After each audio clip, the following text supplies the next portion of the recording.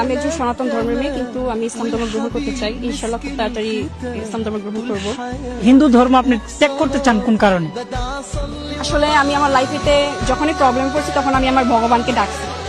যত বড় বড় প্রবলেম পড়ছি তখন উনি আমাকে সাহায্য করেন। যখন আমি মন থেকে একবার আল্লাহকে ডাকছি যে আল্লাহ আমি এত প্রবলেমে পড়ছি, তখন সে আমাকে ঠিক একটা না একটা কোনো ভাবে আমাকে হেল্প করছে।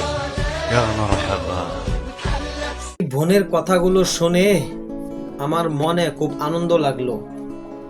দেখুন, এই বোনকে জিজ্ঞাসা করছে, একটা প্রশ্ন করছে যে আপনি ইসলাম ধর্ম কেন গ্রহণ করতে চান। তখন এই বোনটি কি উত্তর দিল? যখন সে তার ভগবানকে ডাকছে, সে কখনো তার ভগবানের সাড়া পাননি। যে বিপদের জন্য ডাকছে সেই বিপদ থেকে উদ্ধার হয়নি। যখন আল্লাহ পাক রব্বুল আলামিনকে ডাকছে, সাথে সাথে কোনো না কোনো একটা ব্যবস্থা হয়ে গেছে। আরে বোন, তোমার মনের আশা আল্লাহ তাআলা অচিরেই কবুল করবে, অচিরেই কবুল করবে, এটা আমরা সকলেই তোমার জন্য দোয়া করি।